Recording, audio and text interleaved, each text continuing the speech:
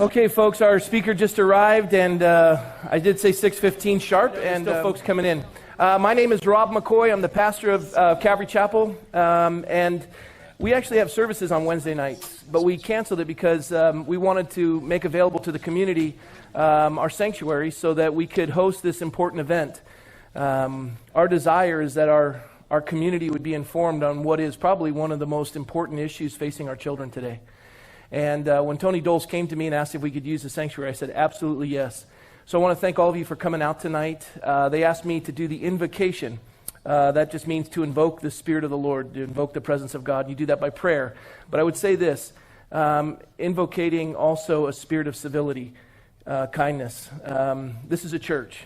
And so if you agree or disagree, you do it in a manner that's honorable and kind.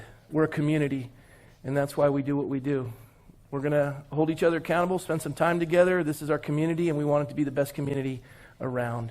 And so we're going to be kind with each other. Can I get an amen on that? Amen means true. Amen means true or let's eat. It's one of the two. I haven't figured it out yet. All right. Lynn Fairley is going to be our, she said lame moderator because she broke her foot, but she's amazing. And so I'll have her introduce herself in a moment. But let me pray, and then we're going to have a Vietnam veteran come up and do the Pledge of Allegiance.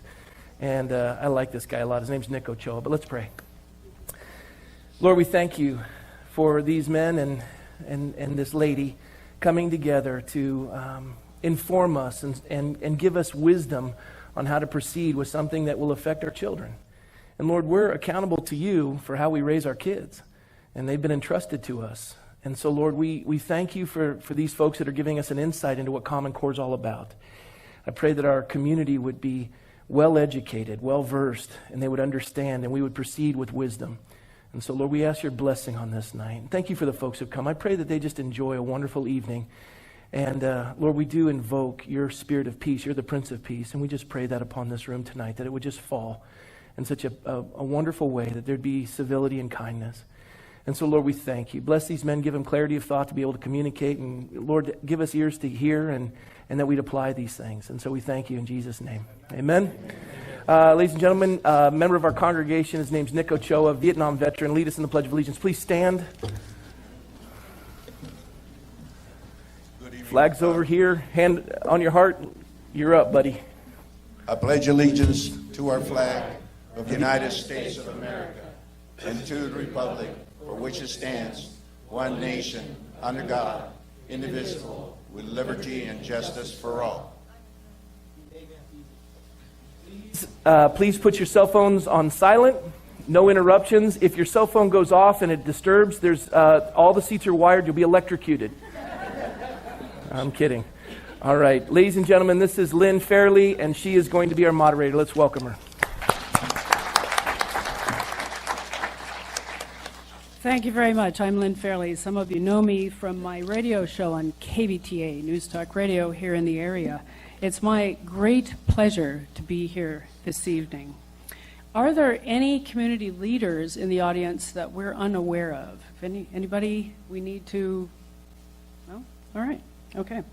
I want to explain to you how this event is going to proceed. But first I want to tell you we're being filmed. This video will be online, and we hope it goes viral because it's essentially a template for what all the other communities across the nation will have an option to copy. So you will be on film. If you come up and you have a question and you want an answer, you will come to one of these two microphones right here. If you do that, know that you're going to be on film.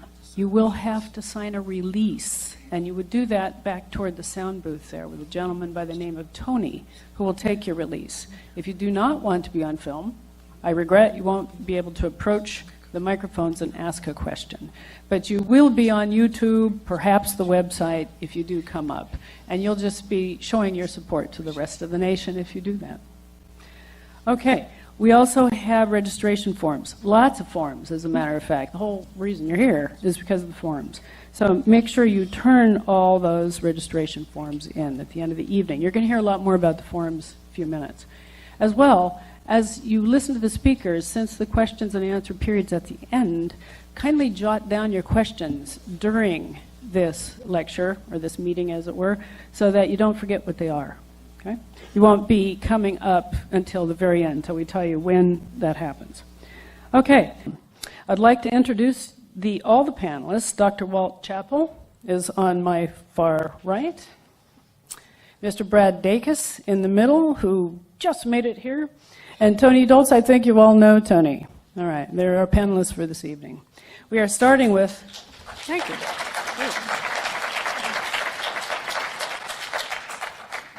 By the way, my cell phone I have on, so I hope I don't get electrocuted halfway through this. The reason is because I have a stopwatch on it, and we are going to time this, and we're going to try to get you out by 8.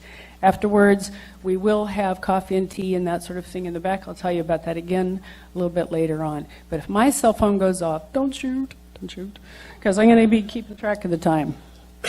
Okay, Dr. Chappell is a born and raised Kansan. Since graduating from KU in 1963, he has taught science, math, and technology in Kansas and California public schools. Both of his parents and grandmothers were teachers in Kansas. Plus, a daughter and her husband are currently teaching in the state. Dr. Chappell earned his PhD from Michigan State University in 1970. He served on the team which designed the medical school at MSU. He was then hired as a coordinator of medical instructional services at the University of Iowa, where he held joint faculty appointments in medicine and education. He has also taught public administration and other college courses. Dr. Chappell served as budget and planning director for a 6-state federal project, which included 125 schools, was elected to a district school board in California, plus contracted with superintendents, state departments of education, and special ed cooperatives to screen over 700,000 K through 12 students in 16 states for special learning needs. He has also been on numerous public and nonprofit boards of directors, plus managed major projects in the USA, get this, India, Russia, Africa, and Central America. In addition, he has helped write and pass legislation in 5 states and in the U.S. Congress, plus worked extensively on school finance. From 2008 to 2012, Dr. Chappell was elected to represent Wichita on the Kansas State Board of Education. Dr. Chappell currently is president of Educational Management Consultants, which provides creative strategies for K through 12 and post-secondary leaders to increase productivity and lower operating costs, social justice, and the right of each person to reach their full potential. He's married with 5 grown children, 11 grandchildren, and 1 great-grandchild. He and his wife, Valentina, live in Wichita. Welcome, Dr. Chappell.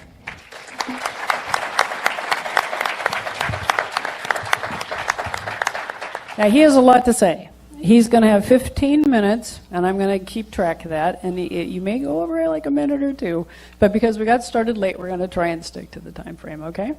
I can see she has me on a short leash, so you folks are going to have to bear with me as we go through a number of things here. I really appreciate that introduction. I didn't expect it to be that long, I'm sorry. But when you start teaching in 1963 and you carry on for another 50 years or so, you've got a few things under your belt. And those of you who have been in that position, you know what I'm talking about. I started actually here in California, teaching at San Fernando High School, out in the end of the valley. I think some of you know where that is. We lived in Van Nuys. I came out from KU where I finished in biology and chemistry and started teaching the kids there and sophomores and juniors in high school.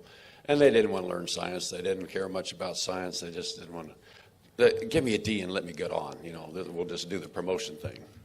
And I said, well, look, we've got a little simple contract here. I'm going to come today, every day, prepared to teach. I want you here every day, prepared to learn. It's a simple contract. And, of course, a lot of them didn't understand that. They came with no assignments completed. They didn't want to prepare for tests. And sure enough, we had a whole bunch of them actually fail the first 9 weeks. Now, by the end of the school year, we had it reversed so that 80% of the kids actually had earned an A or a B. I said earned an A or a B. Now, that was long before Common Core. It had nothing to do with national standards. It had nothing to do with saying, well, we've got to have rigor. Well, we've had rigor ever since time began. Anytime you have a teacher and a student, that teacher's probing and asking that student to excel, to think, to ask questions, not just keep answering the questions that the kids raise, but ask them, what would you do? What is your solution? How would you handle that problem? Same way with critical thinking. Somehow or another, this nation put a man on the moon. I don't know how they did that without some critical thinking or without Common Core. My gosh, how did that happen? How do we get the assumption that this is reform when for so many years we have been teaching our kids English and math and doing it extremely well? We have so many companies that have created all kinds of technology and software and investments and banking. We're the leaders in the world. And somehow we got it right. It's not rocket science. So as I said on the State Board of Education in Kansas, I realized that we're part of a pond in a big scheme. And it's very interesting to say, wait a minute, how did we get here? Why is it that very few of the elected officials, such as myself, sitting on the State Board of Education, or the legislators in our state and other states, didn't know what was coming down the pike? Now, you assume when you elect somebody that they're there to make decisions. And for some reason, we didn't know about a lot of this stuff that's already hit us. We're already committed by our staff, the bureaucrats in Washington and in the State Departments, all made their decisions way before we ever got around to it. Now, by way of introduction, I'd like to find out how many of you folks are teachers in this room right now. Anybody? Wonderful. That's great. Thank you for being here. Coming from a background, as you heard, of teachers, I have tremendous respect for teachers. This is not about teachers don't know what they're doing. This is about let's give teachers respect. Let's give them what they have worked for every single day, taking care of our kids and doing the best job they possibly can. And what I see about Common Core is it's a way to browbeat teachers. It says we're going to use a test called the Smarter Balance, and we're going to say, by God, if those kids in your school don't get a high enough grade, we're going to say every teacher in the school must be bad, based on one test. That, by the way, isn't valid or reliable. Smarter Balance or PARC, either one of those tests that they're trying to develop, have not been validated. They are not reliably able to tell us whether the kids have learned what the teachers have taught them. Now, that's a big issue.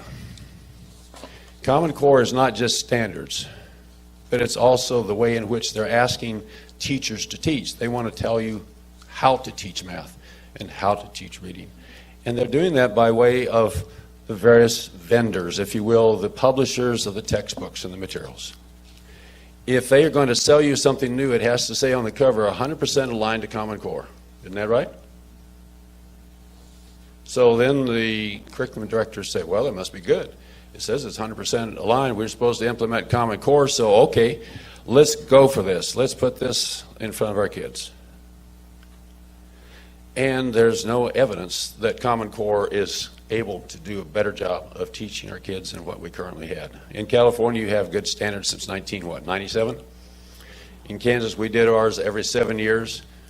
Our standards were higher than what Common Core is now. And my gosh, when you ask people to adopt something that you've never tested, even a pilot study, and you want to make claims, it's more rigorous, it's more critical thinking, it's better, we're going to have every kid ready for college and career. How do you possibly get various hundreds of careers taught when you've got a curriculum that's basically a college-bound curriculum? And every career has a variety of different ways it uses math and applies it to the solutions they have to come up with. So the claims are bogus. I'm just an old farm kid. I'm sorry. I grew up in Kansas. We just kind of speak plain. In front of you have 3 documents. Hopefully everybody's got one. Do you all have 3 documents? The first says at the top, and now for the rest of the story. If you don't have one, raise your hand. There's some people around here to pass out. Many of you remember the old guy, his name was Paul Harvey. Huh? He'd always lead with a story, and then he'd say, and now for the rest of the story. Okay? So to make this as simple as I could, I put this together as claims on the left side and the facts on the right. And put it in simple English. When I came tonight, I was given a document that's been put out by your State Department of Education. This document here is the same document we have in Kansas, in Missouri, and in Nebraska. Everybody is singing off the same song sheet. It's not even close to accurate. So why would we do that? Well, you have a problem. This document right here, and I'd like to read from what's actually been agreed to. This was signed by our commissioner, and the same was happening in California, other states around the nation, back in 2009. This thing is not new. It started under Bush. The bureaucrats then had a concept of national standards. In fact, national standards have been a big push for about a decade.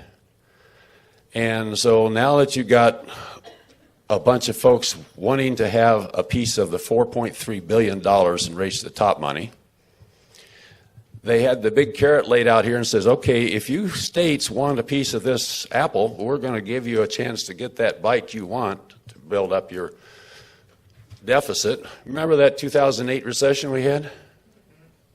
All right, states in 2009 were desperate. They said, well, God, how are we going to fund our schools? We need some more money. How are we going to get that? So Arne Duncan had $4.3 billion of our dollars to play with. And back in 2009, they already had these things in the agreement. Now, bear with me. I like to be able to read it from the document itself. I don't want you to feel like I'm making this stuff up. Remember now, we're elected officials.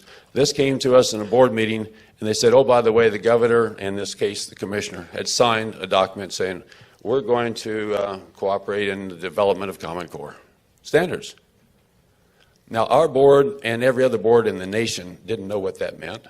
We had never seen the Common Core, didn't know what they were talking about, didn't know. Okay, they said, well, we'll get back to you. All right. If you don't vote on something, you don't see it to vote on, you can't study it, how are you supposed to make a wise decision? So here we are on page 3, it's talking about the federal role. Remember they keep saying this is all state-led? State-led, right? That's supposed to make it right. It wasn't the feds taking over our schools, it was the states. Okay. Now it says here the federal role is the government shall provide financial support for this effort in developing the Common Core state standards and moving towards common assessments such as through the Race to the Top funds. That, by the way, is $360 million for the two consortia to develop the state assessments. And, of course, that $4.3 billion that they held out as a big carrot for schools to come along and be able to apply for. Further, the federal government can incentivize this effort through a range of tiered incentives. I don't know about you, that's a polite way of saying we're going to coerce, we're going to blackmail, we're going to intimidate, we're going to say, if you don't do this our way, you've got big problems with us, whatever that was. We didn't know what that was. A lot of straw men, but no facts to go by. But the incentivize is to say, all right, we're going to then give greater flexibility in the use of existing federal funds. Now, those of you as educators in this room know what I'm talking about, because they called the No Child Left Behind flexibility waivers, didn't they? Flexibility waivers. Our state and every other state, California, by the way, is conditional. Kansas is also conditional, or whether you're going to get a waiver. And I'm thanking California leaders for standing tall and saying, no, we're not going to agree to everything you want us to do. If you think we're supposed to do that, forget it. But the idea of the flexibility waiver is you have 40 specific things, strings attached to that agreement. It's over 300 pages of document between the agency and the federal bureaucrats. And I'm talking about only a handful of bureaucrats. There's 5, maybe 10 at the most in Arne Duncan's staff that are really pulling these strings. And at least 3 of those people were appointed and brought into his agency from Bill Gates Foundation. Now that's a conflict of interest. And they went through the back door to try to make sure those people got hired and put on his staff to be able to approve the race to the top applications and come up with these criteria for the flexibility waivers. But the next thing it says now, we're going to revise the state accountability structure and offering financial support for the states and long-term financial support of development of Common Core standards. Didn't they just say in these, they said, no, this is state-led, right? Here right now it's saying the long-term financial support for the development of common assessments and standards. That's in 2009. We as a state board never saw the Common Core standards to even look at, to vote on, until 2010, September of 2010. Now remember that date in just a minute. The final thing it says, and finally the federal government can revise and align existing federal education laws. And what they did was they changed the Privacy Act that protects your child's data. It's called FERPA. They did that change in the 2011, December of 2011. It went into effect in 2012. Doctor, you have 3 minutes. We have a situation going where you have now, back in 2009, the game plan's already in place. And you think you as teachers don't know, as parents you don't know, we as elected officials didn't know what was coming down the pike. Now we have one other document I'm going to hit on very quickly, and we'll get back to this as we get into our question and answers. But this document right here is the agreement between the states and Smarter Balance. By the way, that's the one that your state right now is trying to divide. We're going to do just reading or math, not both. And thank goodness you're doing that, because this is a big pilot project, basically an experiment, right? This is an experiment using our kids as guinea pigs. This document in the first paragraph is between the states and Smarter Balance, and it says, the purpose of this agreement is to establish a framework of collaboration for states in supporting assessment of common standards. Now let me point out to you, this was signed in January of 2010. The boards did not see to even read the standards until like June or July of 2010. In our case in Kansas, we didn't vote on them until October. 10 months later, our board actually got a chance to vote and discuss the Common Core. The commissioner had already signed us up to not only the standards, but also the assessments. So if you wonder why there's a confusion going on, there's a lot of reason for that. And parents all over the nation, this is one of hundreds of meetings that are going on in almost every state. In New York, Louisiana. In Louisiana, just 2 weeks ago, they had a group, many more people than in this group right here today, that came in and says, hey, we want out, and their board voted 14-0. 14-0 to get them out of Common Core. Thank you, Dr. Chappell. You will have the wonderful opportunity to ask him all the questions that you've just written down at the end of the show. The reason why we're limiting the speaker's time is because your time is as valuable. We want you to have the opportunity to speak with these really wonderful people. So I apologize, Dr. Chappell. We're trying to stay right on time, but I thought that was a pretty good ending. Thank you. Our keynote speaker tonight is Brad Dacus, the president of Pacific Justice Institute. Brad Dacus served as legislative assistant to U.S. Senator Phil Gramm and went on to receive his Juris Doctor from the University of Texas School of Law. For the next 5 years, Mr. Dacus coordinated religious freedom and parental rights cases throughout the western states. In 1997, Mr. Dacus founded Pacific Justice Institute, where he serves as president and continues to defend religious liberties and parental rights. The Pacific Justice Institute has a network with hundreds of volunteer affiliate attorneys and handles more cases on the West Coast than any other organization of its kind. Brad Dacus can be heard weekly on the Dacus Report, Saturday mornings on KWVE, and he's going to come on my show. He has been a guest speaker on numerous radio and television programs, participates weekly in several radio talk show interviews, and has appeared on America Live, CBS Evening News, CNN, Dateline NBC, Good Morning America, MSNBC, NBC News, News Talk TV, The Day Show, and many times on The O'Reilly Factor. His varied public speaking opportunities include public debate, on 2 occasions against the president of the ACLU, and on another occasion against the president of Americans United for Separation of Church and State. In April of 2007, he testified before the United States House of Representatives in Washington, D.C., in opposition to H.R. 1592, Local Law Enforcement Hate Crimes Prevention Act of 2007. He has also testified numerous times before the California State Legislature on legislation affecting religious freedom and parents' rights. He has guest lectured at Stanford University School of Law. Mr. Dacus continues to speak regularly at churches, conferences, graduations, and conventions throughout the United States, including pastors' legal seminars and workplace seminars co-sponsored by Pacific Justice Institute with local churches and Christian colleges and universities.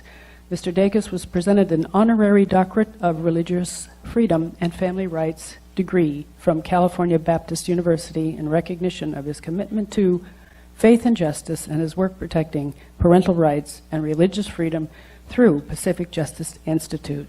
You can find out a lot more about this at pacificjustice.org. Give it up for our keynote speaker, Brad Dacus.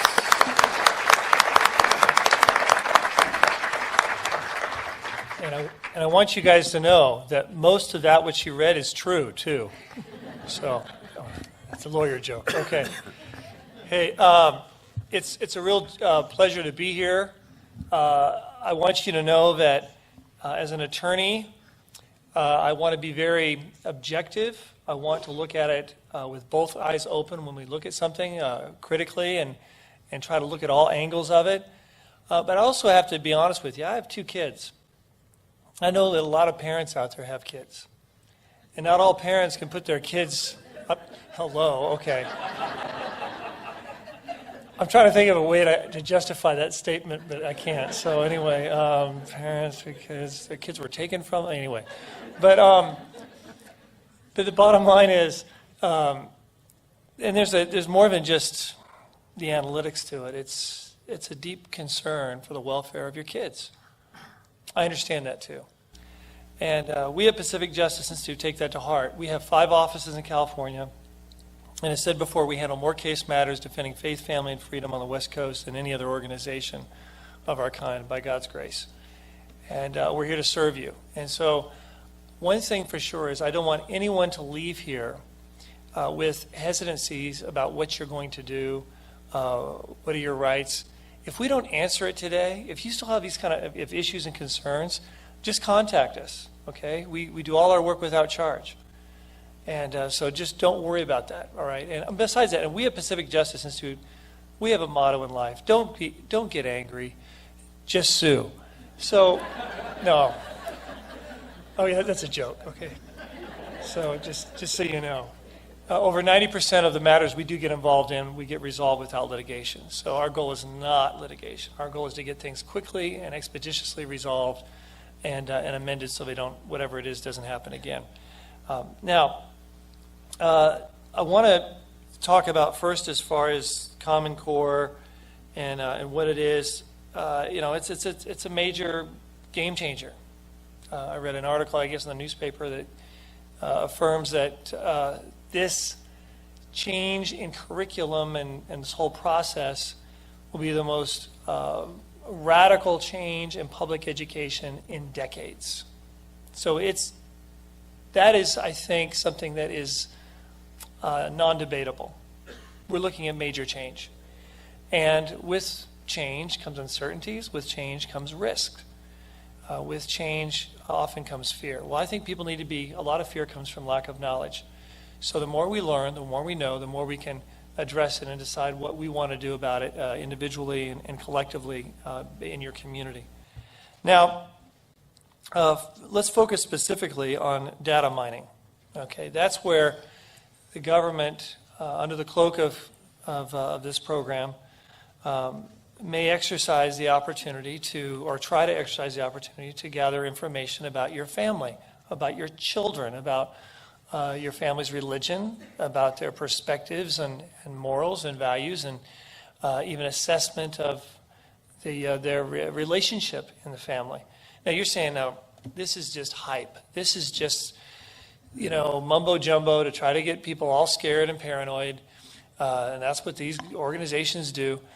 I want to remind you, before we even look at Common Core, I want to remind you of what happened in California under something called the class test. This is before the Stafford 9 or 7 test. This is back, I guess, about 20 years ago. And the state of California decided they had this new assessment test. And what this test did, it wasn't just academic. It wasn't just reading, writing, and arithmetic. This test went into assessing the psychological makeup of the child. Okay, and not just at the senior level, it was also done in the elementary school levels. There are several different levels they gave this test, grade levels. And I think it was 4th, 8th, and 11th, I believe. I'm not sure, but I think that's right. So they went ahead in this test, and for example, specifically, one of the pictures had a picture of a head of someone, and with a big empty space in that head. And they said, pretend this picture is your head. Write the words that express your feelings in this blank space. The feelings that are in your mind and your thoughts. Now, what does that have to do with academic assessment? Not much, nothing. I think it's also interesting to note that the state of California, in adopting this exam, also decided to allow it to be reviewed, and all tests, the results of those tests, to be reviewed by Child Protective Service agents and for their assessment purposes. This was a part of the program. Now, we at Pacific Justice Institute were very upset about this, and as an constitutional attorney, I was very upset about this. And so what I did and what our affiliate attorneys did is we decided to challenge this. And so we went into court, and we went into 4 different superior courts in California, 4 different counties. And we, through some stealth person, got a copy of one of these tests. And the judge residing in Fresno, for example, asked for them for the state of California to provide them with all the tests. The state of California said, the attorney representing the Department of Education of the state of California says, well, no, we cannot provide that to you, Judge. The judge says, well, why not? Well, you're not allowed to look at it. Just we, the Department of Education, are allowed to look at this test. Needless to say, this judge was very angry. And I just kept quiet. I just let them dig their grave, and they did. To make a long story short, that judge granted a preliminary injunction allowing all parents in that county to opt their children out of that test. And then it happened in Sacramento County. It happened in Riverside County, Orange County. Make it a long story short, there was an avalanche of parents all throughout the state pulling their kids from the test, even if they were in a county that didn't have the binding order on it. The test was a flop. They scrapped it, and they went back to academics. But now you know why I'm a little cynical when I look at what potentially can happen with regards to data mining. There is no limit to what potentially can happen. Now, with that said, the question that many of you may be asking yourselves is what right do parents have to opt out their children? And the good news is, and this is where I want to squelch a lot of fear, the good news is we actually have some great ed codes that recognize the rights of parents. So my goal here tonight is for you not to leave here all flurried and angry and upset and wanting to go out and whatever, do something crazy or necessarily political even.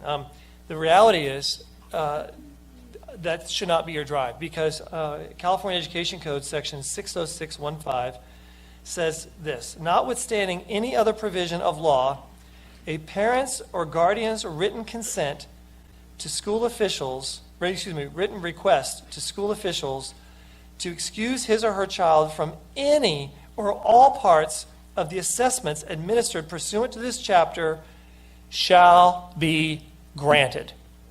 Okay? So that's good. That's good. Now, some of you may be wondering, oh, wait a minute, you mean a parent can just opt their kid out of any test at all? Is that what you're saying? What about you guys, a spelling test? No, that's not what we're talking about. The California Code is very clear when it deals with assessments and what that they address. They don't address regular exams and tests on dealing with material that is covered by a school. And so for that reason, frankly, parents need to still continue to monitor schools. That's very important. I want to right now basically go through the California Common Core data opt-out form. Now, when I say this once again, you're saying, well, wait a minute, what are they doing right now? I don't have anything in front of me of what they're doing right now. I don't want to have to wait, as I've discovered with the class test, to discover what they're going to do or how they're going to do it. I just know, as parents, given this change in the breadth of Common Core, it's very wise and prudent for parents to protect their kids. Now, on this form, let's go through point by point. It says, please take notice that pursuant to Education Code sections, et cetera, et cetera, et cetera, my child is to be exempted and excused from the following activities. Number 1, taking any and all statewide performance assessments, including but not limited by way of limitation to academic, achievement, and annual tests and Common Core interim and formative assessments administered pursuant to Section 60600, specifically California Education Code 60615. That's what I just read to you earlier. So that's real clear. You're giving them notice of your rights. This notice, by the way, is very important because it helps to remove what's called qualified immunity from a school district that engages in activities that end up violating the rights of parents pursuant to state or federal law or the Constitution, U.S. state or federal constitutions. Number 2, the administration of any test, questionnaire, survey, examination, or evaluation containing any questions or items relative to my child or my personal beliefs or practices in sex, family life, morality, or religion. That's under California Education Code Section 51513, and we pass that out to you. And I'm going to be frank with you, it's very blunt. It deals with the requirement for them to give prior notice to parents regarding this and to have written parental consent, permission, before this could be administered. I'm going to tell you something. In California, when people criticize our state, and we have a lot to be critical of, I went to law school at the University of Texas School of Law, and I will tell you that their administrative codes are 1/4 the size in the bookshelves as California's. We've got a lot of laws and codes. I mean, it's a lawyer's paradise, all right? Everyone else pays the price for it. But in those codes, though, in California, we have protections that they don't have in other states. And that's a good thing. We just got to know them and take advantage of them. And this is one of those great protections. Number 3, the administration of any test, examination, or assessment as part of a statewide pupil assessment program relative to my child or my personal beliefs or practices in sex, family life, morality, or religion, or any question designed to evaluate personal behavioral characteristics, including but not limited to honesty, integrity, sociability, or self-esteem. That's 60614, and that's exactly what the provision says. Okay, so it's not like you're making up some kind of new language. We at Pacific Justice Institute, in working in this preparation, and I want to thank Walt and others and Tony who participated on this. Our goal is to make it as close and as paralleled to the codes as possible. So that way there's really not any wiggle room for school districts not to comply with this Common Core data opt-out form. Mr. Dacus, you have about 2 minutes and 30 seconds, but we'll let you finish the form. Okay, you said 20 minutes and 30 seconds. So no, I'm just teasing. Okay. And then number 4, without getting too much detail, it's dealing with the federal statute, 20 U.S.C. Section 1232H. It's very broad. It has tremendous protections, and we put this together, this material, for that purpose of it being broad. As far as ramifications, let's say your child decides you try to opt your child out, and your child has, there's ramifications. They're harassed. They're belittled. We at the Pacific Justice Institute, make no mistake, we will go into court, if necessary, on your behalf to seek declaratory and injunctive relief and any other relief that may be statutorily or case law provided for you in this matter. We don't hesitate. We will take action. We have attorneys up and down the state. We have over 500 volunteer affiliate attorneys just in California alone. All right. So if that happens, that's what we're dealing with.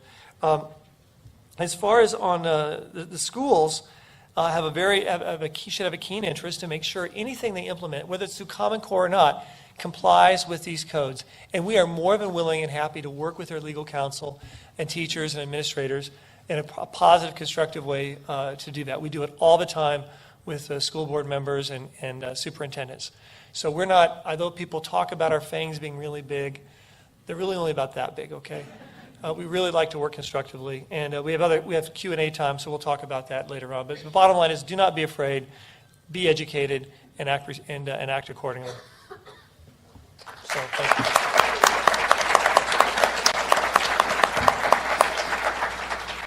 PacificJustice.org. That's what you want to look at. All right, our next speaker, Tony Doltz. This gentleman here single-handedly funded this event tonight. How about that?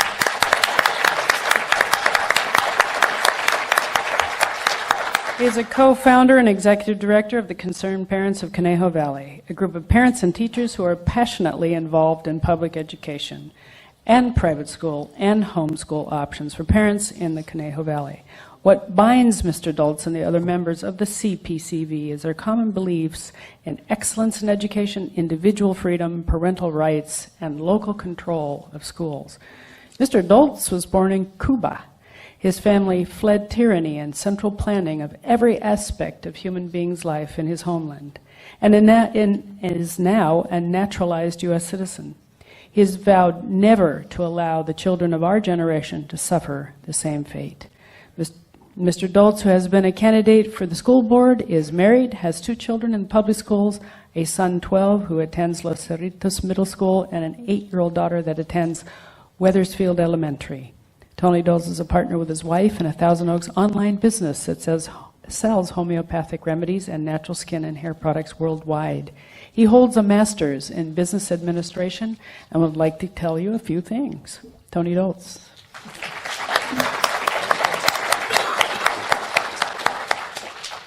Well, one correction. I didn't single-handedly funded the event. I got help from many volunteers, and I thank you all for that. So, as Lynn said, my name is Tony Doltz. I'm the founder of Concerned Parents of Conejo Valley. I'm a parent of 2 children in the Conejo Valley. My son Dylan, who's 12, and he attends Los Cerritos Middle School, and my daughter Sienna, 8, who attends Weathersfield Elementary. My wife, Bettina, is sitting there with the children. Now we're many here tonight. Some of us are teachers, and others are school administrators and parents. We bring with us here. What we bring here is that we are parents and that we love our children. In November of last year, I ran for school board. Since then, many people in the community approached me about their concerns over loss of local control of schools and threats to their parental rights and right to privacy. Their concerns reminded me of a difficult time in my life. I was born in Cuba, as Lynn said, and in Cuba, a group of central planners overthrew the government and set to fundamentally change society. The regime took people's properties, they silenced their speech, and thwarted their religious freedom. Left with an uncooperative older generation that set to turn children against their parents through a manipulative, centrally planned education. My parents fled, seeking freedom here in America, to protect their children from government bullying. The years have passed, and now it is my turn to fight for my own children. I will share with you the benefit of my experience, so as you don't have to repeat it. I will defend local control of education, our parental rights, and our rights to privacy. So that is how it came to pass that I joined others, many of you here, parents and teachers, and founded Concerned Parents of Conejo Valley. And look at us now. First, we sought information, and now, tonight, we are prepared to take action. For those of us who are here tonight and who are parents, the first thing we need to do is to opt out of data mining. It is your legal right, and there's no negative consequences. I will join you in filling out the opt-out form for my children, and I will turn them in tomorrow. Fill out your own opt-out forms and stay in touch with us. If you have not done so already, please grab one of the registration forms and give us your contact information. This is a growing grassroots movement. You are all part of it. We need to know how to stay in touch with one another. For the rest of us, whether we have children in school or not, there is something we can do that is very important. We have to elect a majority on the school board. Also, you are many here tonight. When you leave here, contact 5 other parents and tell them about how to take action and to join us. I would like to thank the speakers, Brad Deckers and Dr. Walter Chappell. I would also like to thank the many parents who have volunteered their time and the money that they took out of their family budget to bring this information to you and this tool, the opt-out form. Speaking of these tireless volunteers, volunteers are waiting to offer you coffee, cake, and cookies on the way out. So, Lynn, I turn that over to you.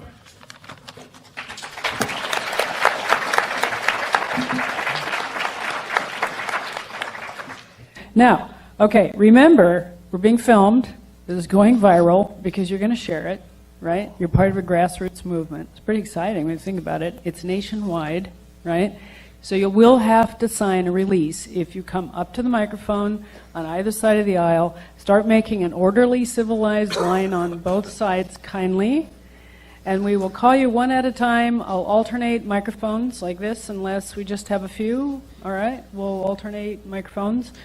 And address the person that you have a question for, or tell us right up front if you have more than one question. I think we'll limit you to 2 to start with, 2 questions total maximum. But introduce yourself, first name and last name. We're going to get the releases signed at the end, kindly. It would take a little, well, I guess you can go down the line and get the release signed while we start. And I will start with you, ma'am. What is your name? Hi, my name is Tracy Dunbar. Mr. Doltz, thank you so much for organizing this, and Mr. Dacus and Mr. Chappelle, thank you for coming all this way. We've talked about tonight assessments and questionnaires, and we all want technology and the best for our children. However, I've been reading and have read firsthand on the Department of Education, the United States Department of Education website, ed.gov. There's a document there called Grit, Tenacity, and Perseverance. In addition to laying out data mining for us, they have on page 44 the latest technology. They've unveiled this. And it seems that General Electric has been working with Microsoft and the Gates Foundation to develop biometric sensing devices to be implanted within the computers that the children will be receiving. All of these pictures are posted on the document Grit, Tenacity, and Perseverance at ed.gov on page 44. They include retinal imaging scanners to the biometric sensing devices register the alertness, awareness of the children, facial MRIs, biometric chair pads and sensing devices to measure squirmability. And in kindergarten, first grade, and they're little kids, they squirm. And unfortunately, arousal in the older kids, which is unheard of. Madam? Yes. Madam, excuse me. Do you have a question? I do. This is my question. Great. How do we, as parents, combat or opt out of this? This is not assessment or questionnaire. How do we fight this? Who are you and opt out? asking? To whom are you asking? Mr. Dacus, Mr. Chappelle. Alrighty. Yeah, I will Thank just you. say, I will say right off the bat that this, I think, it'd be new ground. Okay, this is new ground, and it's very real what you said. By the way, I affirm that is correct what you said. I think that we at Pacific Justice would look at this as a invasion of privacy. It'd be totally new territory, I think, as far as case law goes, and it would set new case law one way or the other. But that's our first. My first inclination, looking at and addressing it, would be attacking it from a constitutional privacy. But if we know this is happening, that we could be aware of it and we could be fighting this with you guys. Right. Oh, yeah. And if any of you Perfect. see Thank any you. of this as Thank it's you. implemented, let me know. Yes. You guys are our watchdogs. So I appreciate that. Absolutely. Great. All right. I'm going to alternate to this side. Good question. Yeah, great. I'm sure all these are great questions. That was an awesome beginning. Weston, no kids, but I'm thinking about getting my teaching credential. And I was wondering, as a person that doesn't have kids but actually works with kids, you know, as the job, what can I do? You know, even though I don't have kids in the system, how can I help? And also, you know, just keep that watchdog mentality and what I should be voting. And also, what do you guys think is the main issue? Like, if we change that issue in our education system, would help all the other issues come and align with what we want to do. You know what I'm saying? Like, what's the one thing, if we changed it, would make the most difference? Well, that's a good question right there, Weston. Who are you asking? Anybody. Okay, how can Weston help, and what's the one thing that'll change that make the most difference? Wow. Let's see. If we got a magic wand tonight, let's see. Which one do we pick? Well, It isn't Common Core. We'll start from that. And I'm sorry for my voice. I am suffering from coming in on an airplane and picked up whatever they had on that flight. So you will beg my forgiveness or vice versa. Let me ask you to do this.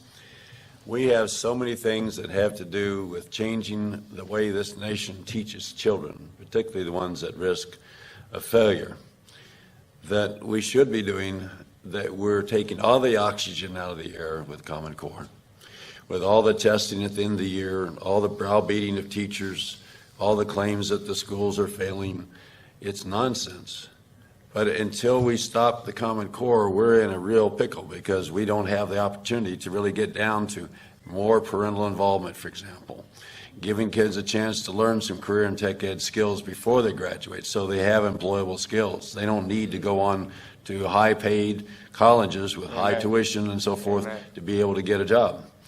So there are many things we could be doing.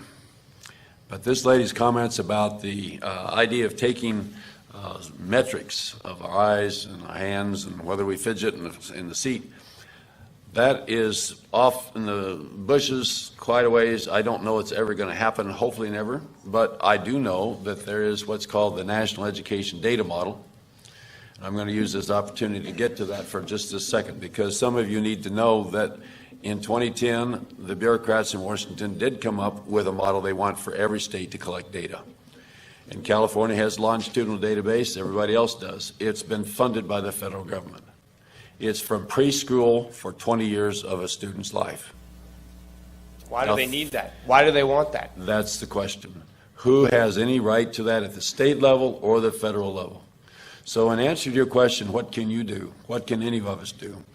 Every single one of us in this room has a role.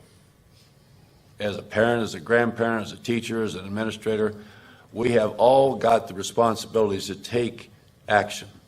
Listen, ask questions, find out what is being taught, what's in the textbooks, what's on the assessments. Are these in fact valid? Do not just assume that you have to go along to get along. Real quick comment on that too. As far as a teacher, you're a teacher now, will soon be a teacher, is that right? Working in childcare, not a teacher yet. Okay. Well, let me say to teachers out there, we at Pacific Justice work to give you advice all the time in terms of what you can do, what you can't do. We have a book called Reclaim Your School you can download for free. There's a whole chapter on teachers' rights.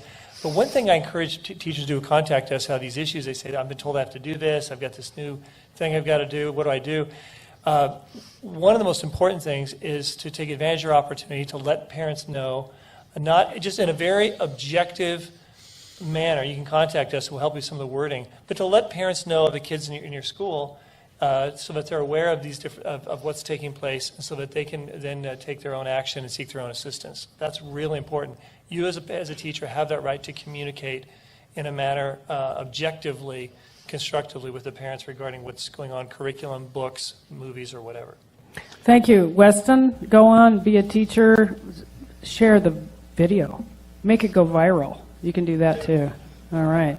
Next person. It's Deborah Tash. I'm editor of Citizens Journal, and I wanted to know, how do you get this, that it could be sent home with every child in our county, as opposed to just those that happen to download it? Yeah. Well, I guess Who are you asking? Anybody on that Okay. panel, we need to get it to every parent. Yeah, it's on our website. So you can download it from our website, pacificjustice.org or pgi.org.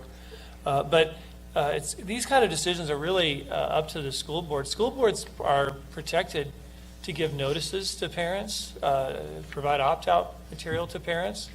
School boards can do that, and the teachers union may not like it, okay, because the CTA is not exactly what I would say the biggest fan in terms of efforts to protect parents' rights at times. But nonetheless, those are something that a school board can do if they are independently functioning in that capacity. Are they independently functioning, or do we have to go to the county board? Well, it depends on, well, you can also the county boards, but I think many school districts are not independently functioning, but there are some that are, and in those that aren't, I encourage parents or others to run for office. And Let me follow up on that just a minute. This form, by the way, is one that's been adopted from what I developed and others in the Midwest. So it's being used in Kansas, Missouri, and Oklahoma, and so forth. It's able to be downloaded as a PDF. So any parent can go to the website, download it, make as many copies as you want, distribute it, share it, and make sure that it gets out. And take it to the school. The action is to get it in the hands of the principal, make sure the teachers that your child is benefiting from also gets a copy, but it needs to be signed and taken to the school. I have to say, I'm a grandparent, and one of my jobs at the school is stuffing envelopes for take home. And you also have to provide it in Spanish, because there's people that don't understand English. Good point. That'll happen. And it would be great to just be able to stuff them in all those envelopes, but, as a grandparent, I could be executed. And also, yeah, you're right. Also, on our website, don't confuse this with the notice of expectations of privacy, okay, which we have for protecting. That's something else you should look at and use. That protects, hopefully, your son or daughter from, with regards to relinquishing their rights when it comes to boys from the opposite sex going in the girls' locker room, the girls' bathroom, and girls' showers. That's something totally different than this, but I strongly recommend you to look at it, but don't get them confused. Thank you. And our next guest, ma'am, your first and last name? My name is Fran Austin. I will have a question for Mr. Degas, excuse me. That's fine. And I will have a comment for Dr. Chappelle. I did raise my hand since I am a teacher. I'm not very happy about being a teacher, and I'm not teaching now, knowing what I know about the public school system and the way it has been operating. For the comment, I deal with a ministry in New Orleans, in Baton Rouge actually, and yes, they have voted at the school board to opt out of Common Core, but they have been told by the feds that they cannot opt out as a single state, that it must be done regionally. I don't know the conclusion of that. And as for the question for Mr. Degas, how can we reach you locally? And I'm here as a grandparent. That's a bit of a sticky wicket as far as rights if you're not a, quote, legal guardian. On the latter point, you're correct. You're right. That is a difficult issue as far as grandparents' rights, and parents' rights trump grandparents' rights. That's the general rule. But absent a showing of abuse or neglect or some other issue that could mitigate that. As far as the first part of your issue, we at Pacific Justice have 5 offices in California. 3 are here in Southern California, Orange County, Riverside, San Diego. I would love to open another office right up here in Thousand Oaks area in the future. So I would love to have you do so. I'm still wanting to do that, and we're still looking for the resources and other factors to come together to do that. But that's something that we really have been wanting to do. One more comment. Rather than keep talking about it, action has to be done besides this opt-out form, because I did send one to the middle school where my grandchild is enrolled, and it was not acknowledged in any way.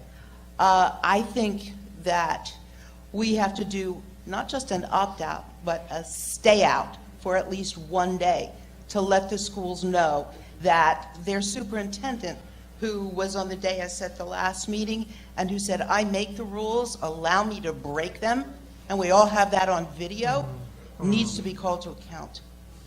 Yeah. I thank you for being here. Thank you. Thank you very much. I want to clarify something the ladies just shared. This is actually a constitutional issue that has to do with states' rights as well, right? Every state has a responsibility to fund its schools. It's in our constitutions. As state, it's not in the federal constitution at all. In fact, there are 3 specific statutes that say the federal government has no role in education. As far as curriculum, as far as assessments, you cannot tell us what to teach or how to teach it. But they've gotten around that with this idea that these are state-led. Now, one other thing to say to you, there are 5 states that never signed up for Common Core. There are 13 states that have, in legislative action this last series of months, through their legislative actions, in Indiana, in Utah, in Michigan, in Wisconsin, you go down a list. And those legislators are saying, no, this is too expensive. It's about a $16 billion investment, if you will, if you call it an investment. Where's that money going to come from? Where are we going to, what programs do we have to cut to implement this experiment? So they're saying no on a financial basis, defund it, don't continue with the implementation. There are other governors that have taken the stand. We're not going to release any data from our kids. Georgia's governor has put out an executive order. You could do the same thing here if Jerry Brown decided to do so. But my point is, this is a states' rights issue. This is a major constitutional question, and every one of us needs to stand firm on the U.S. Constitution. Thank you very much. Next. Sorry. If I can weigh in on this. Number one, and correct me if I'm wrong, under state law, the school district can opt out of Common Core if they wanted to, even when the State Department of Education has adopted it. Okay, that is on our website. I have the citation there, but if you know what it is by heart, you can say so. What is your website? Mention the website, Oh, it's please. Concerned Parents of Conejo Valley. What Tony's referring to on this sheet right here, you have in your hands, look at the bottom section. It says 60618. When you read that, it says the academic content and performance standards adopted by the State Board of Education pursuant to 60605 that was used as standards pursuant to this article are to be considered model standards. When you read B, it says school districts, and this is so important, folks. Any and every school district in California can say, may use these model standards as a guideline in developing district standards. You do not have to go along with Common Core. It is not something that is able to be mandated and forced on you. I think Mr. Diltz has one more comment, Yes. then we'll get back And to our question. This is relatively simple, but you ask, what can we do? Well, we are David and they are Goliath, so we cannot confront them head on. But on the issue of privacy, we have legal rights, and this is going to weaken them, and it's going to increase their costs, and it's going to increase the level of stress under which they're going to be working because they don't know when the next lawsuit is coming. So you are David, and you have a tool, is the opt-out form. Fill it out. There's no negative consequences, and you're going to weaken the beast. You're going to increase their costs. The legislature in California is never going to withdraw willingly from Common Core, in my opinion, unless their costs are greater than the loot that they're getting from the federal government. So let's make their costs higher. Thank you. All right. To stay on time, To stay on time, I'm going to try and time this now a little bit to about 2 minutes so we make sure get everybody done so we can be out by approximately 8. Ma'am, your full name. Hi, my name is Michelle Seifert, and I just want to thank you for having this. I came from Orange County because there's nothing like this going on in Orange County yet, and I want information. They have awakened a sleeping beast in me, and I am not going to stop until Common Core is out of California. Awesome. I will protect my child. Woo-hoo. I have 2 quick questions. The first one is, has anyone yet put together a timeline specific to California that shows the course of Common Core from inception, such as who actually developed it, how it is connected to the federal government, etc., and what it consists of that I can use to explain to someone who has not heard of Common Core? I am prepared to go sit on a table and chair out front of Walmart with a placard and talk to anybody who will listen to me, but I'm only going to get 2 or 3 minutes of their time. And is there something out there that's very general that can alert people and point them where to go? I'd suggest you print out a bunch of these copies right here. Okay. It's 1 page, it's down and dirty, it gives you specific information. Thank you. Okay, and the second one real quickly is, changes have been made to FERPA, the Family Educational Rights and Privacy Act in 2011, and I actually sat down and took about 5 hours and read the silly thing. Not silly, but it was difficult to wade through it. That now, since 2011, it allows educational agencies and institutions non-consensually, which means without your permission, to disclose personally identifiable information to authorized representatives, in quotes, of state and local education authorities. Does this opt-out form cover that non-consensual information that they're saying that they can give to anybody or a authorized representative without our permission? And how do we verify that our opt-out is being honored? Yeah, I can say this. You raised a good point, and this is real important to take note of. There's a big distinguishment when you look at, for example, 60607, and it talks about not releasing informations that are private information.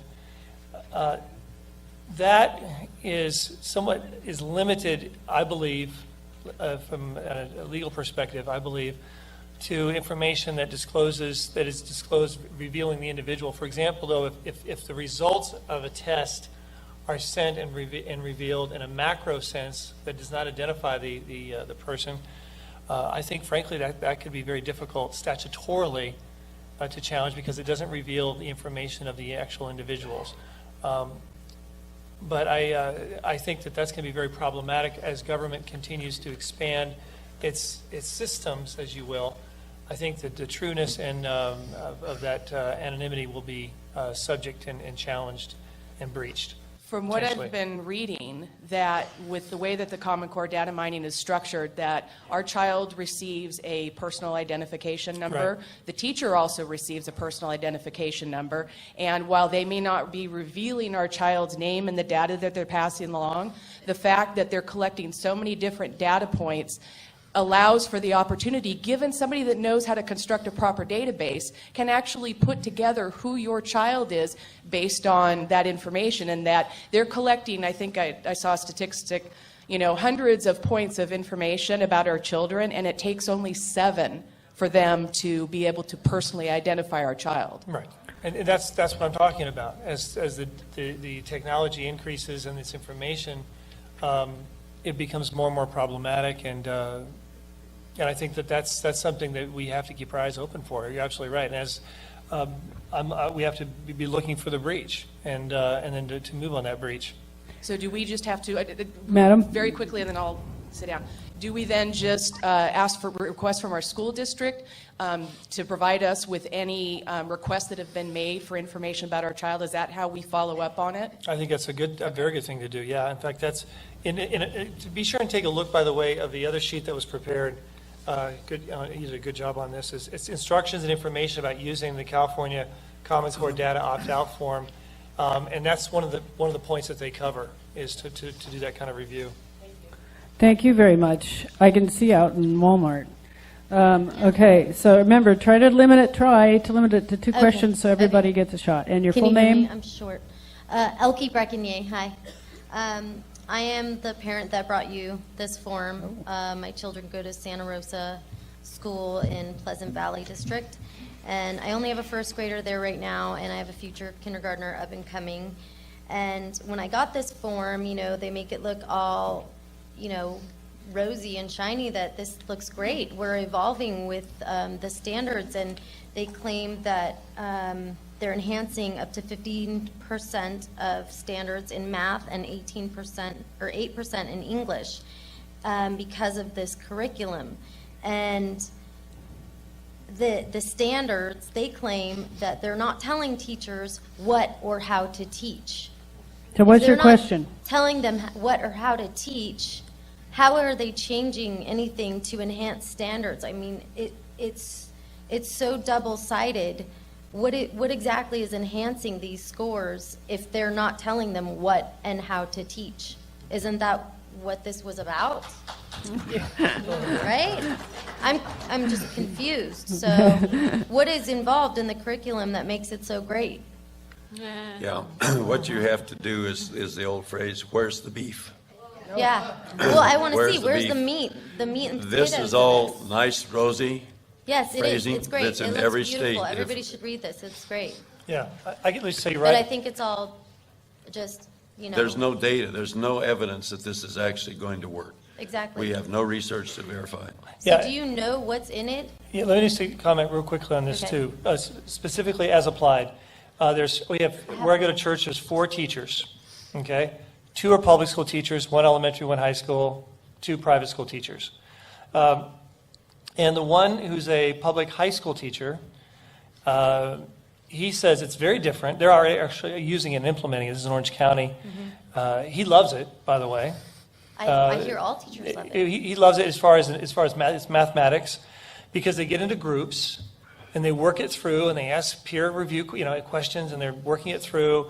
And he Critical sees thinking. the interaction. They're all interaction, and they're learning. And he sees this application, and then the elementary public school teacher. He says the same thing. He thinks it's great, the application side of it, and the interaction of the kids and the group concept. So it's very different. Okay. But by the way, the 2 private school teachers that go to teach at schools at a higher academic level, they're both totally opposed to it. One of them went to a thorough presentation, and their private school said, forget this. This is going to lower our academic It's gonna lower standards. it. We're not going to do it. There is one private school She's in our gonna cut me community, off. real quick, that is using it, and I think that you need to be aware of that. Just because it's a private school doesn't mean they're not adopting it. There is one in Orange County that is adopting Common Core openly. Before she Okay. cuts me off, you guys said it was either math or English. My school says they're doing both. Quick question, quick which is answer. one thing. They're doing both as far as teaching. There's going to be an assessment, the state assessment at the end. The star is not going to be given. Okay. They're trying to do the pilot test for smarter balance with just reading or math. If I can appeal to the school and give out my opt-out form and sit in front of the school, are they going to attack me? Do I have to have fear? Are they No. going to get No. less No. government funds because my child's opting out? Because they're getting funds. That's what's enticing them to do this. So do I have to fear for it, or can I just go tomorrow and start passing these things out? There's no fear for the parent or their kid. Okay. In fact, for the kids, they're going to be promoted on to the next grade on the basis of what the teachers have already assessed. Thank you. It's not on the basis of the year-end test. Your Thank school you. dis- Please have a seat. Check the school district of your policy. The policy of your school district to see. I need that food right now. No, anyway, because that's why. They may have policies regarding outside people coming in and distributing things. I will say this: kids under the Education Code of California do have actual rights to pass out things, and they cannot be stopped. If you want your kid to do it, that's another issue. Maybe not, but that's something that's protected. Okay, be careful with that. Okay, be careful. we have, how many left? 1, 2, 3, 4, 5, 6, 7, 8. To be fair, please stick to 2 questions, well stated, quickly answered, so that he can eat and he doesn't pass out. We can get you out on time. Unless you really, really are involved and enjoy this, please, we'll go overtime if you'd like. Okay? But those of you that must leave right at 8, because we said we would finish by then, don't be shy. Go ahead and leave. But let's try and get through all these questions quickly. Ma'am, your full Hi, name. my name is Ellen Frank, and first of all, thank you to everybody, and I'm relieved to see all the support here because it's been feeling really scary. My first question you partially answered. My daughter goes to a charter school. It's got some independent study and some classes. When we last year, when we decided to attend this school, we had to sign an agreement that she would take STAR testing. Well, they don't have STAR testing anymore. They have the Common Core testing. Am I breaking the contract? Does my daughter have the consequence of being kicked out of the school if she doesn't take the test? A. And the other thing I was going to ask is regarding charter schools. As far as my limited knowledge, but I do have some, with charter schools, they have to follow their original charter, or the school can be closed. There's several charters in the Conejo Valley that I don't see how Common Core really applies to them, and so I wanted to know about that. And if you have independent study, how is your child supposed to take a math test where she's working with kids, he or she is working with kids that they don't normally work with? Okay, that's 3 questions. Who would like to answer? Yeah, as far as the STAR test, your child can, even in the charter schools, we would contend that they can opt out. We would defend the right to opt out of it. One thing you need to know about the STAR test or the Common Core test down the road, it is rumored, as we understand it, that they are working on a resolve to, as far as universities, to require such test results for students coming from public or charter schools. That is a real impact down the road that we're going to have to deal with. The ACT and SAT modifications of that to comport with the curriculum and the processes of Common Core is something else that's being considered. And that's, I believe, the reason why you're going to see private schools, many of those decide to choose to go ahead and give into Common Core so students can be prepped. I'm not so sure that's really necessary for students to still academically do well on such testing, but that's a real threat also that's coming down. Even though right now you have the opportunity to opt out, it's a real threat. Let me speak to that ACT for a second. I apologize for my voice, I'm sorry, but here's the deal. Here's ACT saying specifically in the Washington Post, ACT is not planning any content changes, and only 24% of admissions officers surveyed said they should change. There is nothing in Common Core that says they're college ready. We have no data. There's no data to show they're any better than what you were currently teaching. I was on the faculty at University of Iowa. I've developed tests, as she pointed out, that have been used in 16 states. Smarter Balance is not valid. It's not reliable. It'll take years before we can verify it. In the meantime, ACT is saying we have 50 years of data, and I've talked to their managers, and they say we are not going to change it and in any time in the near future, 5 years, 10 years, whatever. So please don't have folks use that as a reason for private schools, public schools, or parochial schools say, oh, well, if we don't teach Common Core, our kids won't pass ACT. That's nonsense. Right now. Right now, that's not going to happen. Thank you very much. Madam, first and last name? Yeah, hi, my name is Joan Davidson. We came up here today from LA County. Presently, California has not received a waiver for No Child Left Behind, meaning that we're still under the Elementary and Secondary Education Act, known as ESEA. All curriculum being taught must be evidence-based practice. How then can districts use Common Core materials that have not been evidence-based practiced? Well, because Arnie Duncan is incentivizing districts. So are we breaking the law? Is California technically breaking the law? We do not have a waiver. He wants people to go along with his program. This is his deal, right? So if you keep pushing companies and his bureaucrats to keep forcing this out on the schools, everyone's going to be looking the other way. But as far as complying, no, there's about 10 states that currently do not have, quote, the flexibility waiver. California is one of those, Kansas is another. And the more the Kansans and Californians stand tall, you're going to win, because there's no way they can punish this state and make any difference. They're threatening to hold 15 million back. It'll cost this state $2 billion to implement Common Core. And just one other quick question. I'm a teacher. Is data being collected on teachers through this whole curriculum process? Well, that's the other thing that hasn't come out tonight. For these teachers that are in here in this room, this is the contract between Smarter Balance and the U.S. Department of Education. And it's describing on page 2 the fact they want assessment data. This is the results expected. If you're going to get 179 million, they want you to do this. All right? It's going to provide individual student data for college and career and produce data, including student achievement data and growth, for individual principals and teacher effectiveness for the purposes of evaluation. That's in the contract with Smarter Balance. They want to collect the data. So the purpose of this form is to say to you folks, hey, cut it off at the pass. If you don't provide the data to begin with, they can't mine it. They cannot take what they don't have. Thank you very much. Travel safe home. Sir, what is your first and last name? My name is Bill Andrews, and I have three children who are in public schools. A couple of points to things that were already mentioned.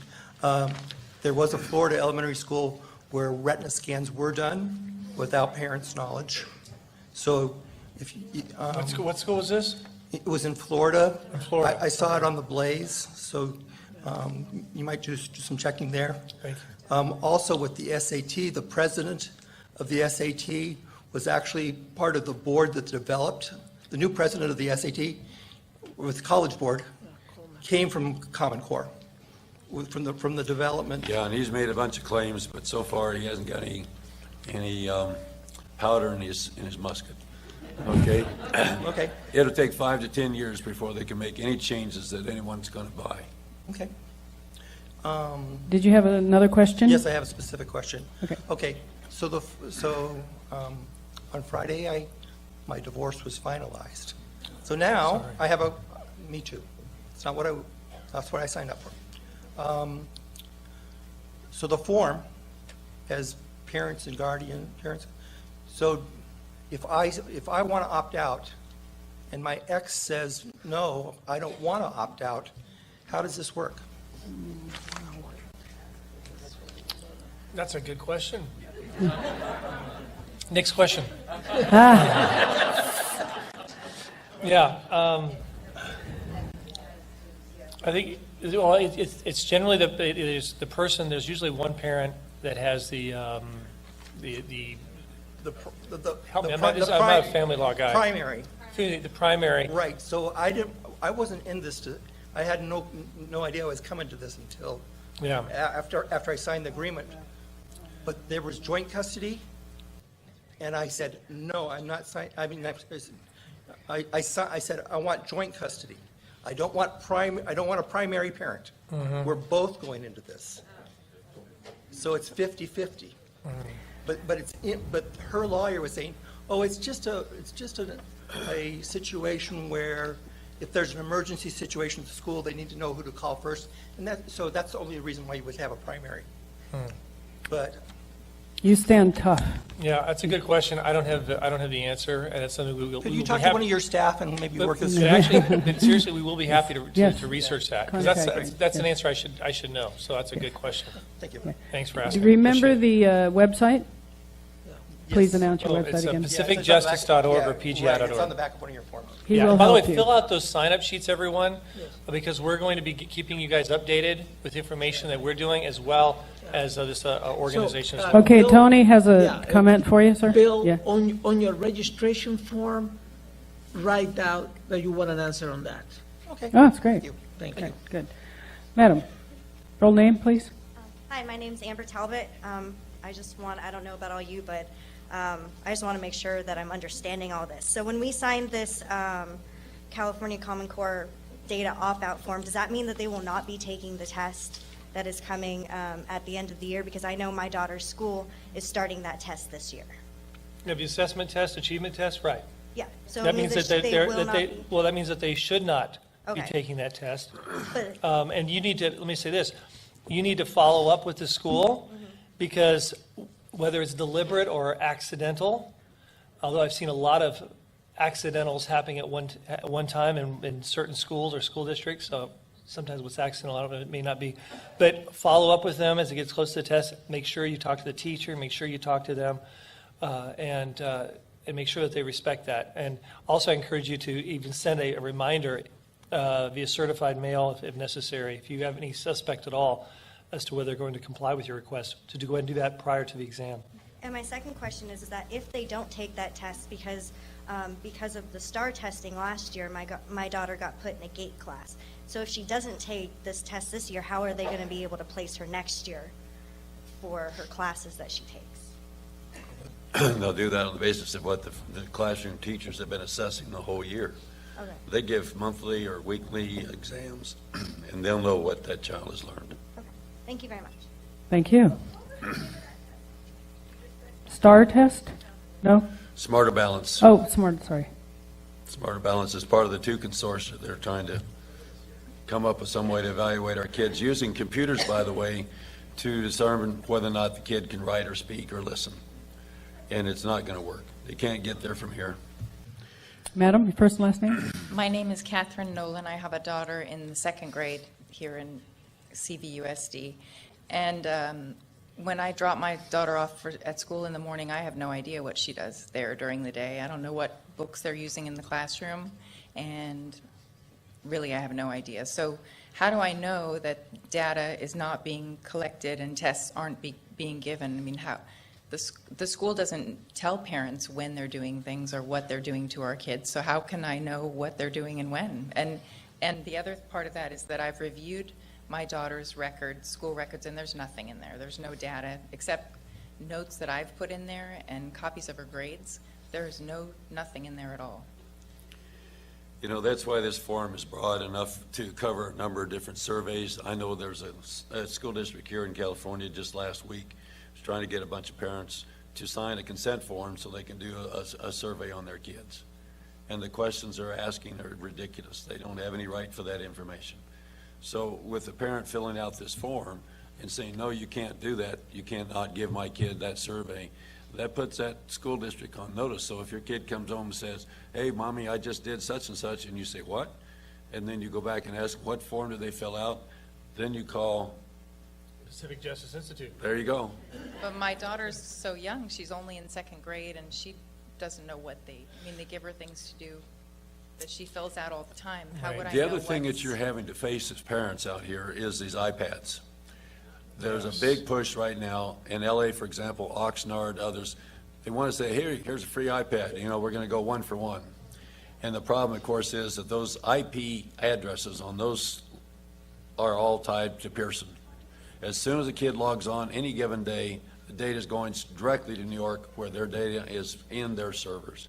Now, I would say to any of you, do not sign up for an iPad. Right. Simply do not do that. There's so much invasion. Now, they want to sell lots of iPads. I understand. That's a business decision on their part. But from your point of view, your kid is not going to learn anything any better, in my opinion, as an educator, than they currently are with a good teacher and the materials they were previously using. And they don't have adequate constraints, which LA has quickly learned. So that's another problematic issue regarding that. Also, just so you know, many school districts, even if they seem hostile, embrace teacher assistants. We need volunteers our problem is, we're in Southern California, so our houses cost a lot, and both people have to work. But if you're in that situation where you have the time, being a teacher's assistant is an excellent way. I do volunteer in the classroom, and I Awesome. see the kids logging into 2 different computer programs and doing all kinds of things, and what are they, and they're logging in, so they are collecting information. But I don't know if any of that breaches the things here. Is there any way, as a parent, to find out Remember the phrase, trust but verify? All of us as parents have to become more involved in what's going on in our schools. And one of the things that's coming out of these meetings all across the country is that parents are standing up. One of these ladies here earlier is talking about, hey, I'm really upset. You don't mess with a mama grizzly. The mamas in this room are saying enough of this. And the more you get involved, the better. Thank you. Okay. If I could make a comment to this lady. Quickly, please. Very quickly. A lot of the schools where my kids go to, I get the logins for their programs, and so I can actually watch them log onto the programs at my house and see what is being taught and what's being required. So That's great. maybe something you want to look at. You know, you might also want to have little forums among yourselves. Ladies get together, men and women get together in the neighborhoods, or have your own separate little meetings, coffee clutches somewhere, Starbucks, and start to help each other as well. Get to know each other. Sorry, your first and last name. It's a great idea, actually. My name is Joe Panzarello. I'm the field coordinator for the John Birch Society for Southern California. And the Society puts out the New American Magazine. And we have reprinted articles all the time, especially on this particular topic. If you'd like to learn more about how to get those, please talk to me afterwards. Is there going to be copies of this video available Tony? to us? The first question tonight? Yes, it's going to be posted in YouTube and also our website, Concerned Parents of Conejo Valley. And Great. you're going to share it with everyone. Great. I've got people right in this neighborhood that I'd like to share this meeting with tonight that couldn't be here. My question is for Walt. Thank you so much, Walt, and thank you, Brad and Tony, as well. Walt, you had briefly touched earlier on the topic of a national school curriculum violating federal law, and about how they're trying to skirt that with going through these governors and going through the states and trying to convince everybody that it's a state-led issue. Is there any way to potentially get around that and get some sort of either legislation going or some sort of legal action that we can potentially charge people with violating federal law? Well, I'll handle the education side, and Brad will take care of the legal side. As far as charging people, that's his body, you know. I'm saying to you simply, this is a states' rights issue, and every state legislature controls the purse strings. If they decide not to fund Common Core, they can stop it immediately, and that's what several states are doing. You have other states that are saying, we're not going to allow any data to leave this state to go to the feds. So they have a separate bill for that. They have a separate bill for testing. Say, we're not going to comply with any national tests. We'll do our own, thank you. We've done it well in the past. We're going to continue. So they're cutting up the pie into smaller pieces and taking separate bills to stop it in various places. The core subject, I mean, it's not rocket science. You can teach reading and math. We've been doing it for decades. There's nothing necessarily wrong about Common Core in that regard, except for it leaves a lot of stuff out. It doesn't have high enough standards. In many cases, the states had higher standards, and California was one of those. Massachusetts, another. Their standards are much higher than Common Core. And so now we're in a situation where we're saying, yes, states can take back. Their right is in their constitutions, not the federal. Yeah, and I think he answered it, actually. I mean, it's really states have the power to do that. I think that we're going to see more and more states critically examine this, particularly as the results of Common Core are compared with states that don't adopt it, like Texas. So I think you're going to see that definite comparison. Also, I just want to comment, as you made a good point, as far as the curriculum goes, there are many people, they look at the math and they say, look, it's more applied, it's more application oriented. That's a good thing. Problem is there's less depth. So someone who goes through Common Core is not going to have the same depth as far as mathematic skills and equations and the like.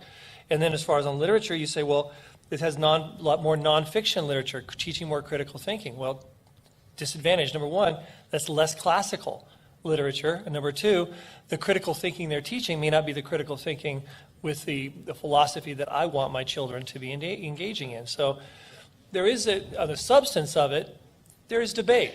It's something that I personally would opt out of because of in my assessment of what it is and the direction it's taking. That's separate from the data mining. Thank you, gentlemen. Thank you so much, and I'm excited to be here and amongst some true answers and some solutions to these problems. Thanks. Yeah, Thank you. I will tell you that we're coming up on 8 o'clock, but you're also engaged. I encourage you to stay and listen to the last 5 questions. Let's just keep the people standing as the last few questions. And remember, even if you don't have coffee and tea with us, drop us $1 into our donation box, okay? Ma'am, your first and last name? Hi, Beth Miller. And for the record, since I'm on tape, I've got a lot of stuff in my pocket. It's not all okay, so what if our principal refuses to sign the opt-out form, and do they lose money if we do this opt-out form? You handle the first part, and I'll take care of the second. Can you say that one more time? I'm sorry. You know, we're being told to have the principal sign this, correct? Right. So I'm expecting my principal to refuse to sign it. Right. Then what happens? I'll just say real quickly, he can refuse to sign it. He doesn't have to sign it, but you can still make the request, and you can still leave it with him, and as pursuant to this information, you can send it in via certified mail as well. But if they don't sign it, also in the alternative, you can request, well, will you please stamp this as received? That's just acknowledge that you've received it, and have them have 2 copies, one that they keep, one that you keep. Okay, so that's something that they should be willing to do. But they'll look at it, they'll get scared, they'll say, our lawyer, we haven't talked to our attorney, I don't know, we're not, But they're saying they're not honoring it if they're not signing it. That's what that equates to. No, if you give them notice of it, you give that to them, they are on notice. And their qualified immunity that they're relying upon has just been breached, if you will, or subject to being breached if they decide to violate your request. Okay, so no, it's still significant even if they don't cooperate. It's just so you have evidence. It's for your evidentiary purposes that they received it, but you can accomplish that by also sending it certified mail, or fax, or email. Right. Anything else? Okay, The losing money part? The losing money, no, that's a red herring. Why do I say that? Title I is a separate bill, federal statute. Title II, Title III, you have the school lunch program. That's coming through the Department of Agriculture. You don't threaten people with taking their money away and say, if you don't comply, we're going to leave you high and dry. They're trying that with California, by the way. They want to take $15 million away if we don't So do I'm the in full. a charter school, so it won't affect them Pardon? financially? It won't affect my charter No. school financially? And it won't hurt your kid, because your kid's going to go on to the next grade level anyway, regardless of what score they get on that test. Okay, I have one important question. As far as, it says here, my child is to be exempted and excused from taking any and all statewide performance assessments, including academic achievement and annual tests. Now, can they say we can't grade your child if you give us this form because there's Thank no you way for to grade that. them? You know, we wanted to try to make it broad enough so it would cover those things that are statewide assessments. But the teachers doing the Friday test, the quarterly test, the semester exams, those are all things they have to teach and have to do to verify what the kids have learned. This is not taking away from any of the responsibilities the teachers already have. It's just saying that the schools cannot use the state assessments, and you cannot use the Common Core assessments, which are data collecting right now. There are a whole bunch of identifiers. So let me give you an example. Quickly, please. Quickly. That's all Pastor right. Rob These McCoy people need just to know what's reminded in me the National something. Data Model. This is the National Education Data Model. It includes the Social Security number of the child, the birth date, the city of birth, the state of birth, the country of birth, and then they want to track things like the social emotional development of the child. They want to track the physical development of the child. Who's going to make that determination?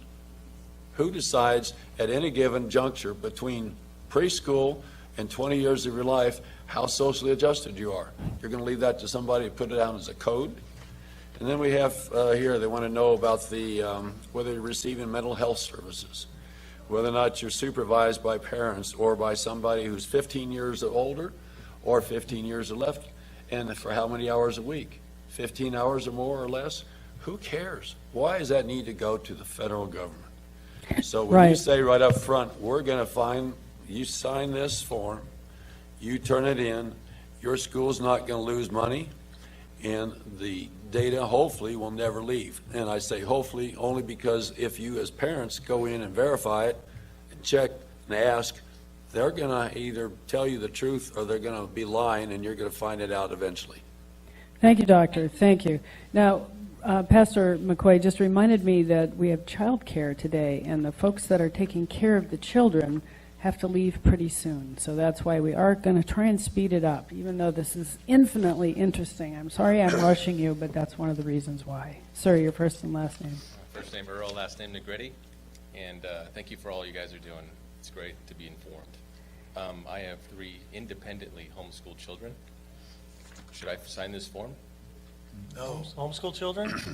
No. I think you're fine. You're protected. You're not part of an independent study program. You're just homeschooling on your own. Right, not part of a charter. Yeah, as of 4 years ago, the courts in California were very clear, in a very important case we were a part of, declaring your rights to homeschool. You do not have to be a credentialed teacher, and you don't have to register it with or you don't have to be a part of a local school district per se. So you still have the freedom and right to do that, and if you're challenged in any way, give us a call. Yeah, okay. Great question. Okay. I think you already covered it because you talked about the ACT test, but are we going to be hampered in any way on SAT, those kinds of tests, because we're not teaching Common Core? Well, Walt's more optimistic on this. I'm a pessimist because I didn't. Right now, we don't see it. I agree, but on the SAT, 5 years from now, 7 years from now, 10 years from now, I mean, I don't see. There'll be another fad. Okay. This pendulum just keeps swinging. I've seen this so many times in the last 50 years. Okay, There'll be another latest, greatest thing, and everybody will be saying wonderful things about that one. You know, I have one more question about children who have already graduated from the public school system. I think this covers till 20 years old. They're trying to track the children. Do they sign this and turn it in to whom? It's a pipe dream. I don't see how they can possibly track kids, after they graduate from high school or drop out. They want it to go into the Department of Labor, Department of Commerce back in Washington. They have no right to it to start with. Don't give it to them, and it's going to collapse of its own weight. Okay, so is it true it goes to 20 until they're 20 years old? Well, more than that. Okay. It's pre, which means like 3, 4, and 5-year-olds. Till you get to kindergarten. Then you got 13 years, so you're up to 16 years, and then they want to go another 4. Right, so if they're in college, they're not getting reported upon? Yes, that's what they intend to try. Okay, so then whether they succeed is another Sir, question. sir, this is your 5th question. Okay? So then I just don't know. You may speak with him a little bit If they're no afterwards. longer in We're public trying to get schools, I everybody. would not have them fill that out. Okay, thank you. Thank you. Madam, your first and last name? Hi, I'm Ellen Knowles. I live here in Thousand Oaks. I don't have a child in the district anymore. He graduated, thank goodness. But I still think it's important to still be involved in this cause because of the children that come after. And we're hearing all these anecdotal stories about children that are being thrust into this new system, and they're failing right off the bat because they don't understand this new structure of learning. And there have been kids coming home in tears and not doing well, failing tests that they normally would have done okay on.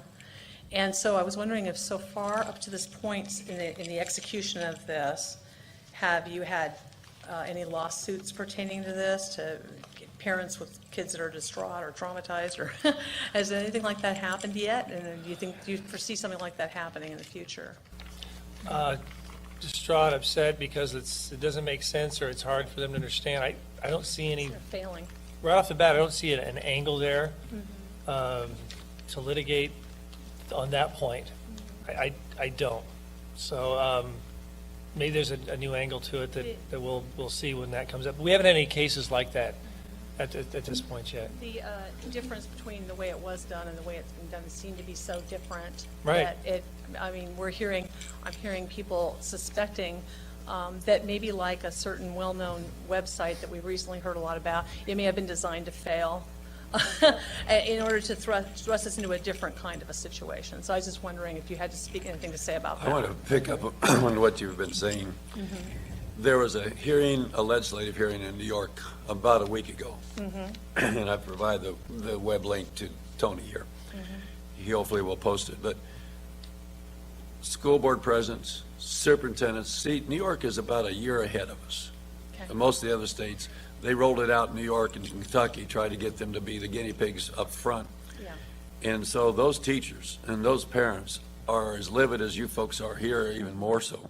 They had a child psychologist coming in saying, my God, I've had a 5 times increase in referrals to my business for self-mutilation, for depression. I've got more kids on medication now than ever before. And you listen to those stories, and you listen to teachers who don't want to come back to school. They don't want to teach anymore. They want to give up. They say, enough of this. We've taken the joy out of learning. And when you say we're going to have standards that say what to teach, that's one thing. But now they say, here's how we're going to teach math, and here's how we're going to teach reading. And I've been in so many meetings. I was at a meeting of Catholic parents here, and there was a crowd about this size. And they were saying, my God, what did you get us into? Why are we doing this? We can't see the math. We never understood how you're supposed to get, 5 plus 4 is supposed to be 9, but you can take 4 plus 4 plus 1 is 9, and then you can take 5 plus 5 minus 1 is 9. The kids are supposed to explain as kindergartners and first graders how you got to that answer, and you could write a master's dissertation on that. Thank you. We're playing games that we've got to stop. Thank you. Thank you very much. There will be one more person after this gentleman who will be coming forward just for a very brief announcement. Sir, your first and last name. My name is Gerald Yankee. I'm a grandfather. I have 2 grandchildren in a Catholic school in Los Angeles County. I just found out this week that they all have iPads. Every kid in school has an iPad. It's got the school logo on it, and all the kids are excited as heck to have that iPad. That's a comment. The question is, if the government has been data mining information already and we opt out, how can we make sure that that information is destroyed? Once they got it, they got it. The best thing to do is to stop it from any further collection. The innocent part is when parents sign their kids up and enroll at school, they think they're just giving it to that school to use to help their kid learn in that school year. And unfortunately, it's going beyond that. These are what's called student level data. And one of the things about this Smarter Balance, again, is to say we want to make sure that we get all kinds of data when that child fills out that test. All the identifiers go with their answers. So on page 10, one of the things I want you to be aware of is section 6. It says the grantee must provide timely and complete access to any and all data collected at the state level. Now, this is the contract that California and 28 states have signed with Smarter Balance, and Smarter Balance then signed with the U.S. Department of Education. It doesn't say some data, it says any and all. Folks, if that doesn't wake you up, I'm not sure what will. You've got a chance to take action tonight, fill that form out, take it into school, monitor, go in, find out what your kids are actually doing. And when it comes time for the standardized tests or the iPads, for example, say, no, thank you, we're not going to have the iPad. Our kid is not allowed to use that. And they're going to say, what? And you're going to say, well, those iPads were sold on the idea that somehow they're better, but what it really is a major series of corporations, including the folks at Pearson who are writing supposedly curriculum to go on them, but we're finding the modules are not complete, they're ambiguous, the teachers don't follow them, and the kids don't understand them. But it's fun to have a little toy there. You can get out and play. I love it. Thank you. Yet every time you sign on to that thing, you're logging into Pearson's database. Thank you. Did you have one more question? And do we? I do. I'd like to ask it. Very, very quickly, nutshell response. Why does the teachers union, why are they opposed to the opt-out? You mentioned it earlier, that teachers unions do not like this. Why is that? I can say real quickly and easily. I was debating a member of the representative of the CTA dealing with an issue, I think it was the voucher program, and he said, do you mean to, this is his quote, do you mean to tell me that you think parents know more about what's best for their education than the educational experts in Sacramento? The debate was over. The audience almost stoned him. But that, I think, answers the question. And we have to keep them in check. It's a part of government that must be kept in check, or it will run us over and deprive our rights and at the expense of our children. The teachers union in New York, if I could follow up on that, the teachers union is asking for a 3-year moratorium on any testing. They say it's not working in our schools. Please stop it now. And particularly don't hold us to the account of saying, all right, we took this test at the end of the school year, now we're going to assess and evaluate every teacher in the building. So this is becoming much clearer for those schools in those states that have been using Common Core. They're saying enough. Please do not continue. And we at Pacific Justice, by the way, defend the rights of every teacher who no longer wants to be a part of their union to have all their dues diverted to a charity instead of their union, a charity of their, so just so you know. Thank you very much. We have, what's your first and last name? Tyler Balsoni. Who is his parent? And do you have a release for him to be on film? You got a release. Great. Tyler, what is your question or your comment?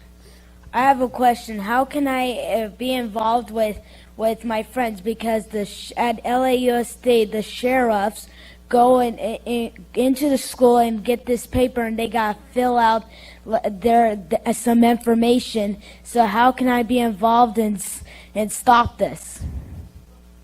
The sheriffs came to your school or in LAUSD? LAUSD, and I wonder, and my friends are like, and I'm just mad, and I feel like, what can I do to stop this? And how can I tell them to say no and be more involved and say no to this and say that don't answer the question or just don't even answer or something or opt out. All right, our future governor of California is already involved. How old are you, Tyler? 10 years old. All right. 10 years old. That's awesome. My daughter's almost 10. I will say I see a wonderful future. Okay, no, it's 2 people. No, but anyway, I will say if the questions being asked of you are not school questions like math problems or English. No, it's not. It's all like, do you play this video game and all that? And your questions that have nothing to do, more like your personal life or what you. Then you should just say, you know what, I can't answer those questions without my parents' permission. So you need to call them, and we need. I would like to tell my friends how to say no, get out. Yeah, and you could do that. You say, you know what, just tell them if you don't want. Say you don't want to have to answer those, and just make it clear without my parents' permission, I'm not going to answer those. And you can make that statement and just stand by it, and I'm sure that one way or the other we'll take care of it. Thank you. So, yeah. Thank you very much, Tyler. All right, I want to thank our pastor, Tony Doltz, for putting this together, Ted Takis. Yes. Mr. Dacus, Brad Dacus, and Dr. Walt Chappell, thank you so very much for coming all the way from Kansas. Thank you. You're awesome. Share the information. Hang around. Chit-chat with us. They'll be here for more questions if you have them. Thank you very, very much for coming. Don't hesitate to hang out a little while. Thank you.